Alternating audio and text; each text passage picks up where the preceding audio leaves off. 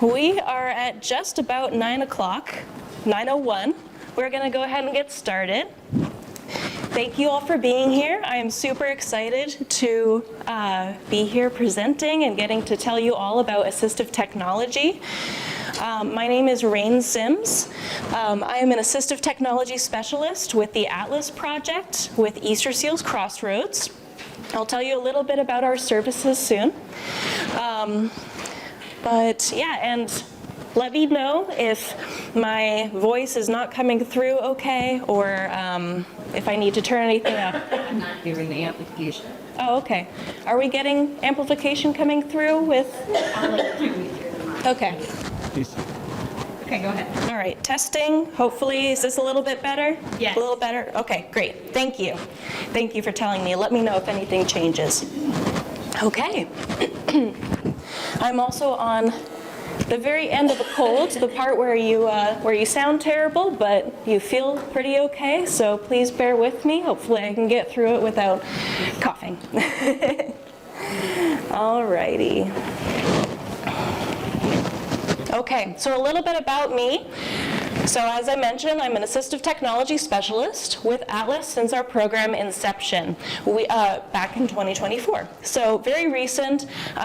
The Indiana's service provider for assistive technology in schools used to be the Patents Project, and now that is the Atlas Project. We are based through Easter Seals Crossroads here in Indianapolis. And I come from special education. My background is in teaching emotional support classrooms, and I also have research interests in autism, inclusionary practices, and also I have my contact info up there, which I'll also have at the end if you have any questions. I did pass out some half sheets, some handouts. So one of those is a half sheet about the Atlas project and our program. There's a QR code and some links on there that you can explore our services. And then the other one is a item suggestion half sheet as well, or quarter sheet. And so we are looking to expand our library. We want it to be helpful for educators in Indiana. Because we do provide this service, we want it to be helpful for the people who are using this service. And so we would love to get your feedback and suggestions. If you can think of anything that you definitely think should be in a lending library for assistive technology, then please fill out that quarter sheet, and you can just leave it there and I will collect it at the end. All right, so today we're going to be talking about assistive technology, how that can be generally helpful for school-age kiddos, identifying AT devices. So I'm going to talk about assistive technology and use AT to describe it, specifically for deaf and hard of hearing, to better participate in classroom activities. And then we will also talk a little bit about the Universal Design for Learning framework and how assistive technology fits into that.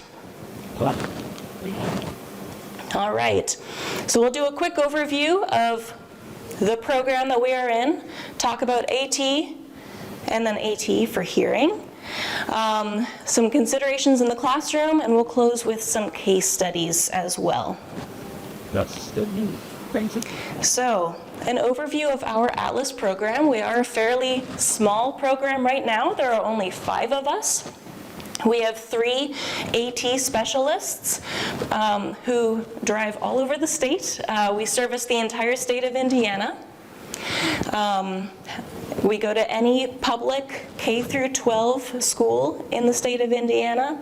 We also have a program manager, Carrie Bridges, and a loan library manager as well, Erin McCready. The Atlas services include equipment demonstrations. So maybe you are a teacher who wants to learn how to use a specific assistive technology device. for your students. We will come to you wherever you are, and we will come show you how to use it. We could also do virtual meetings as well. That is under our technical assistance umbrella. So if you want to get started with assistive technology in your school and you're not entirely sure where to start, come to us. That is the technical assistance side of things. We also do workshops and trainings. We are here right now. Thank you all for being here.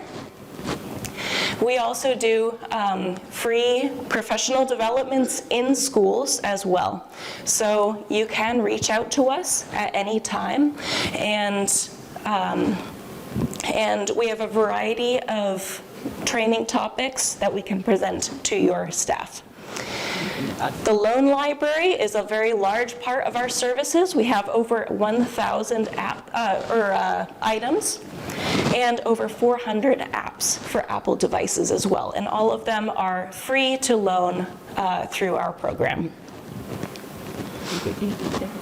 The two main services that we provide are technical assistance and equipment loans. So for technical assistance, if you are not entirely sure where you want to start with assistive technology, or maybe it's a student that, maybe is new to you, or you're not really sure where to get started with them, then you can go the technical assistance route. We will work with you individually and talk about what options could be appropriate for the student.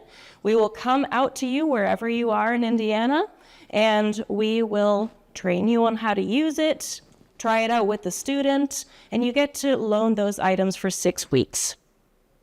So in order to go through that process, that is the TA request form, technical assistance request form, through our website. The other half of it is the equipment loans. Maybe it's an item that you've already used before, you know how to use it, or it's a very self-explanatory item, maybe like a magnifying bar that goes over a page of text. Probably doesn't need a person to drive to you and show you how to use it. If you don't need that hands-on assistance, you can also request items directly from our catalog. And that is through our, it is called AT for All, is our catalog. And you're able to navigate it kind of like online shopping. You can add items to your cart and have an account on there where you can see items that you've loaned. These are some of our workshops and trainings that we offer. So we do have a number kind of across a bunch of different domains, but if there is something that you're looking for, we are also open to creating more topics of training. We want this to be a useful service for educators in Indiana. So if you have a different training topic that you don't see here, reach out to us and we can probably make it happen. Our lending library, it is comprised of over 1,000 physical items and over 400 apps available for loan. We ship the items directly to your school, and then you get to keep them for 6 weeks, and prepaid return shipping as well. We try to make this as easy for educators as possible. We don't want you to have to go through, spending a bunch of money on this. Hey. All right, this is what our catalog website looks like. It is the AT for All website, and so you can browse our items. You can also search for something if you're looking for something in particular. You can also browse by category. All right, we are going to get started on what is assistive technology. We just want to get a baseline definition so that we are all on the same page. Assistive technology, or AT, is defined as any item, piece of equipment, software, or product that is used to increase, maintain, or improve the functional capabilities of persons with disabilities. It's a bit of a mouthful, but basically it is specialized equipment to help a person with a disability. I would like to emphasize that all AT are accommodations that we might provide in the school setting, but not all accommodations are AT. For example, maybe an example of an accommodation that is not AT might be extended time on an exam or a separate testing area. Those are accommodations, but they're not AT.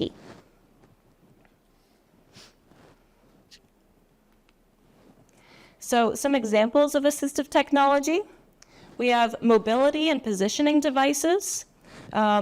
One thing is this is our is a sitter. It's called the Special Tomato Sitter, and it's really helpful for sitting lower to the ground and provides that stability. We have environmental adaptations like switch things, fine motor supports. This one is fairly new to us. We have, it's called the guided hands system, and so it is really helpful for students who maybe lack the fine motor or arm strength or stability in order to keep holding their utensil, and it holds them in place.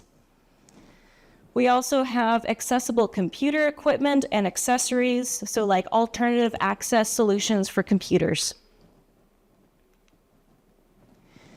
Other things can include hearing supports, low vision and braille devices, communication devices, which we typically call AAC, learning and cognition aids. That could be a variety of things. One that comes to mind is like a visual timer. If you check out our booth out there in the lobby area, I do have a visual timer that shows you in like how much of the hour is left with like red. So that can be really helpful. We also have specialized computer programs and apps, things like note-taking, speech-to-text, text-to-speech. Those are all really helpful. Sensory supports, very useful. Often I see that with students with autism. I love this little guy. His name is Stan, the weighted starfish. He's basically a plush animal that is heavy. So it is nice for calming if some students need that pressure on them, that weight. We have adapted recreation equipment. This is a sound-adapted football with bells in it. That can be really helpful for blind students. Speech-to-text and text-to-speech are very common and popular in school environments. Two examples here. This is the C pen. It is basically the size of a pen or a highlighter, and you highlight it over text, and it'll read it aloud to you either through its speaker or it has a headphone jack as well. And then a lot of the devices that we use now have pretty good built-in systems as well, like Apple's built-in dictation. So I understand that, you all are the experts here, so I'm going to be fairly brief in this section here, but talking a little bit about the educational setting part of it. So approximately 65% of students who are deaf or hard of hearing are in general education classrooms at least 80% of the time. This tells us that inclusion is really important, and one way to do that is through assistive technology. So these are some of the medical hearing devices. Our program, Atlas, does not do any of these devices here. We leave this to the professionals. But assistive technology that supports DHH students, I have one here. This is the personal FM system by Williams Sound. That's one of the items that we have available in our catalog. We also, we also have speech-to-text technology, One of the things that is available to loan is the Caption Companion. It's a portable tablet that you utilize as captioning, and it's a standalone device, so you don't need to have all of the other distracting things, like if you're using an iPad or something like that. It just does captioning. Live and closed captioning, available on all major computer or phone operating systems like YouTube, Edpuzzle, Khan Academy. Very useful to use in your classroom. Other captioning software that comes from a third party, Captify is an iOS app, and that is free. Ava is an app that we have in our catalog, and that is available to loan as well. Sound field systems are really useful for just enhancing your voice as you are speaking at the front of the room. This is very helpful for me and has always been helpful for me because I am soft-spoken, and I find that my voice will fatigue very easily if I have to project for 8 hours in a day. So some of these examples are the Rogers sound field or the front row Juno speaker system. Basically, you wear a mic around your neck, and then there's a speaker at the back of the room. It's very easy to set up for teachers, especially if you maybe have different teachers in the classroom. You just hand off the mic. It's very easy to set up. Classroom listening devices like the Roger touchscreen mic, the Oticon EduMic as well. Sound will then get wirelessly transmitted into your students' hearing aids or implants. The UB Duo generates speech from typed text. So it has that setup there with the screen and the keyboard, and it'll generate speech.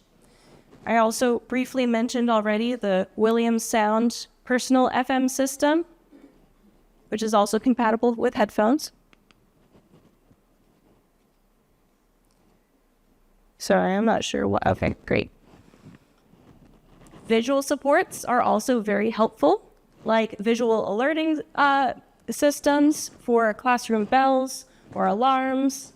Flashing lights or vibrating alerts are the most common. Visual schedules, I find, are really helpful for most people, not just individuals with disabilities. I find it helpful for myself to know how much time has passed. One thing that I do really like is this time timer with a visual scheduler on it. And so you can write on this little whiteboard area. I have one of these out in the lobby too that you can take a look at. But other visual supports include written instructions. We all know that. Visual timers. The visual timer here by the brand Time Timer, that goes, they also have a watch version as well. So that can be a nice discrete option for students.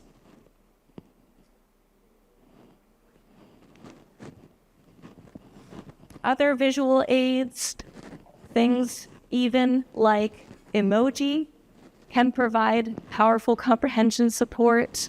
So this can be built into the way that you create your assignments. This is also really helpful for students who may struggle with reading comprehension. Having that additional piece of information can be really useful. That could be color, font size, indentation, icons. All right. Next, I'd like to talk about universal design for learning and how assistive technology fits into that. So I'd like to get a gauge of whether we know about UDL yet. Kind of a show of hands, you know of UDL, know about it, know all about it? Okay, great. So we're all familiar, at least most of us. To kind of get on the same page, UDL or Universal Design for Learning, is a framework to make environments accessible for every learner. So UDL aims to change the design of the environment rather than just saying, oh, okay, we're going to just fix the problem within that student. So when we change the environment to be accessible for as many as possible, hopefully everybody, then that will reduce the barriers for our students. So, I don't expect you to read this. There will not be a test later. The Universal Design for Learning guidelines basically go in 3 main categories. The green one there is designing multiple means of engagement. So, how can our students engage with us? Can we do it in different ways? The purple one, designing multiple means of representation. So how can we display information? How can students show it?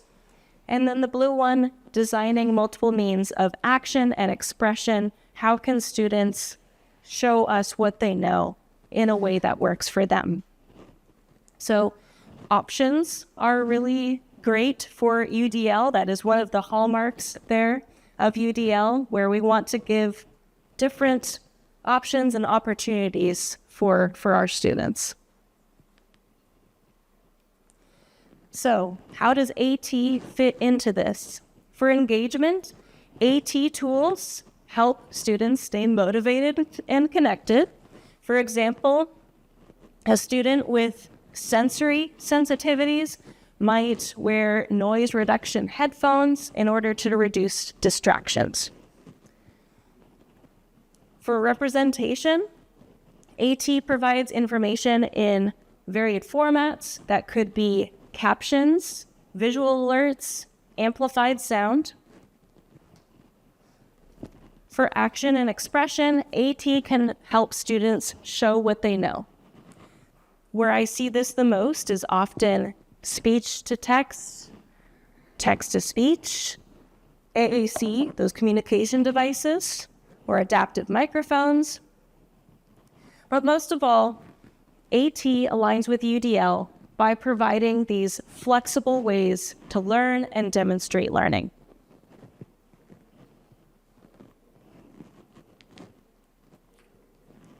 Specifically for UDL, here are some hearing-specific options. So sound field amplification is very helpful. As we know, my voice is being more evenly distributed throughout the room right now. This is really helpful for engagement, supports all learners, not just those with hearing loss. Visual alerts and signals, lights for timers, bells, or alarms are really helpful for engagement by making environmental cues more accessible for everybody.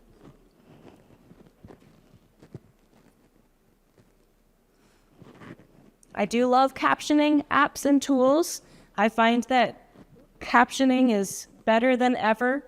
The automatic captions that show up on YouTube videos or even live captioning as someone is speaking are always improving. FM and DM systems usually include a teacher mic and a student receiver. That is really helpful to support representation, making sure that that spoken information is consistently available. All right, we are going to start on some case studies. So, what I would like to do is, let's go through Bucky's situation here. So, Bucky here is 10 years old. He is in 4th grade. His IEP disability category is DHH. I didn't even notice. Okay, so Bucky has unilateral moderate sensorineural hearing loss. He has bilateral cochlear implants. That is his current technology. Some of his primary challenges in the classroom is that Bucky reads at a first grade level. He is anxious about completing reading work. He struggles to retain information in the classroom. His current classroom has an old and loud HVAC system, so that air conditioning is very loud, in addition to 30 other students in the classroom. Not helpful. He struggles to connect socially with peers during group work, lunch, and recess. Yes. So I would like to talk about what accommodations or assistive technology tools might be beneficial for Bucky and how could they address his specific challenges. Nice. So some of the things that I immediately think of, I'll give a couple ideas, and then I want you to also think about some things that may be helpful for Bucky. A remote mic system, FM or DM, or sound field amplification. Those are some helpful things as well. Do we have any other ideas of what might be helpful? Maybe Headphones? Yeah, absolutely.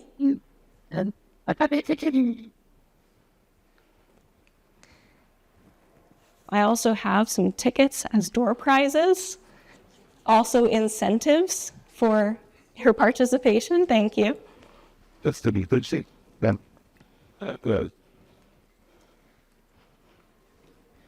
Yes. The way tickets. The maybe speech to text and help with the reading. Yeah. Speech to text for reading. Yep. Thank you. it's loves that me. Closed captioning. Yeah. A great universal support. Track you eat it. Preferential seating. Absolutely. All right. Ben. So we do have that here. Preferential seating. You read my mind. Additional time on assignments or tests. Instructing peers, perhaps, on best communication practices. So maybe reducing or instructing peers to look at Bucky when they are speaking to him rather than hiding their mouth or facing away. Reducing classroom noise where possible. Not necessarily assistive technology, but since we do have 30 students in this classroom and it's already a noisy room, maybe we can reduce some of that noise there. We maybe could put tennis balls under the legs of the chairs. Hopefully, then, when all 30 kids get up for recess at the same time and the teacher is trying to give an instruction, hopefully it'll make a little bit less noise. Other ideas that we haven't listed here? I know we had some great ones from the audience. Yes. All righty. I have another case study here. This is Steve. He is 17 years old and he is in 11th grade. His IEP disability category is also DHH, and he has mild to moderate bilateral sensorineural hearing loss. His current technology is bilateral hearing aids. His primary challenges. Steve used a remote microphone throughout middle school, but has since stopped using the resource. He gave the reasoning that he didn't like it. He attends a large high school with 75% of students receiving free or reduced lunch. Steve also plays multiple sports with potential to be recruited to play in college. His grades through middle school were in the A and B range, but since freshman year, he's been struggling to maintain his sports eligibility. So, I'd like to think about what accommodations or assistive technology tools might be beneficial for Steve here, how they could address his specific challenges. I have all of the info summarized here on this slide here, where it gives you his introductory info and his challenges. I would like for you to turn to the person next to you or near you, introduce yourself, say hello, or think to yourself, what AT or other accommodations might you suggest for Steve? All right, go.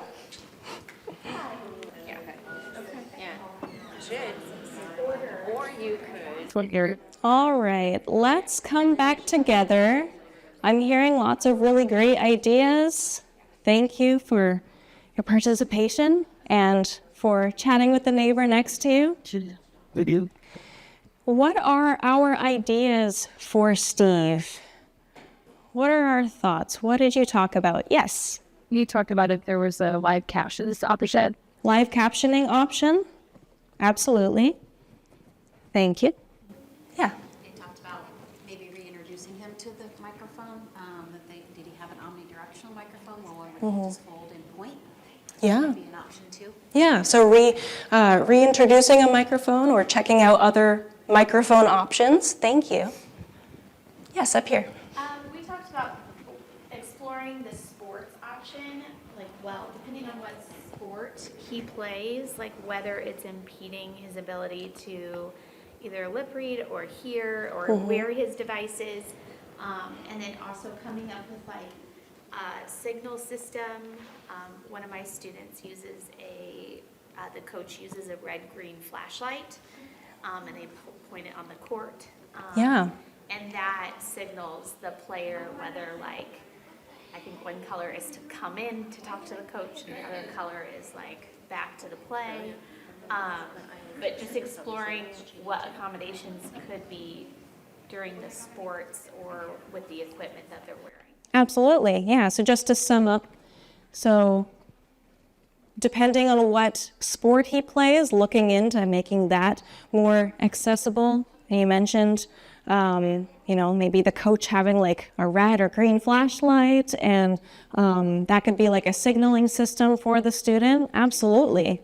Thank you. Yeah.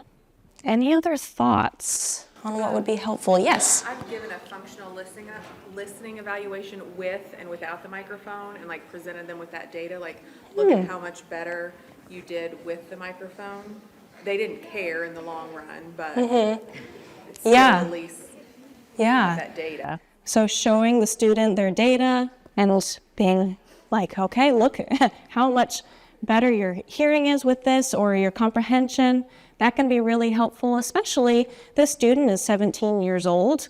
He probably has some good grasp of how to comprehend that information too.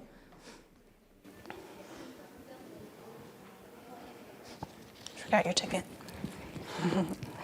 Any other thoughts before we... All right, I like these thoughts a lot. Let's see if I had any other different things. So yes, a different remote microphone system, sound field amplification, captioning, transcription, people talked about that. One thing that I would like to mention is note-taking as well, as this student is on the older end, and especially going into college. In college, note-takers are note-taking is a very common accommodation, and so perhaps even starting the student getting used to having a note-taker or studying with notes. Preferential seating, always helpful. And the last thing that I had on here too is some self-advocacy training as well. This student, really at any age, yes, self-advocacy training is helpful, but I think this is a particularly pivotal age for students as they are transitioning from high school, considering college, and learning how to advocate for their needs. No one's going to be chasing them down with a hearing system in college. That is, then they have to be able to advocate for that accommodation as well. All right. Thank you for your participation. I also want to just highlight supplemental resources. We probably all are aware of Center for Deaf and Hard of Hearing Education. I have the website linked there. If you want to learn more about assistive technology, the ATIA is a very helpful resource. They have a learning hub online through atia.org, and they have a lot of both free and paid professional development courses. They could be an hour or longer, and you can almost always get CEUs for those as well. So that is a very helpful resource, especially if you want to dive deeper into any particular topics.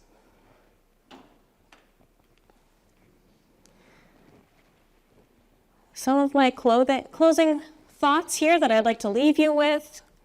I would love for you to explore the Atlas catalog and website. We would love if people, everyone were to utilize our resources. We are expanding our services all the time. So, and then reach out to Atlas for technical assistance, inquiring about workshops. If you'd like for one of us to come to your school, you can also email us with suggestions to improve our catalog. I put our email up there as well. And speaking of catalog, I mentioned this briefly at the beginning of the session, but I have those little quarter sheets there on the tables. If you have anything in mind that you think should be in the catalog for educators like yourselves to loan for your students, please let us know. So feel free to write it on there. We do take all feedback very, seriously, and when someone requests something, we really make every effort to get it for our catalog, because chances are if one educator needs it, then it'll be helpful for a lot more educators as well. Good. Okay. And lastly, but not leastly, we did end a little bit early, so I do also want to spend some time. If people have questions, you can also take some time just to chill if you wish. But we also do have this training or workshop evaluation that would be really helpful if you could fill it out. We really take that feedback seriously, and we are trying to improve all the time. Our program is only 1 year old, so we really are trying to make it the best that we can. So thank you guys so much for being here. Feel free to stay after for questions. If you just want to hang out, please let me know.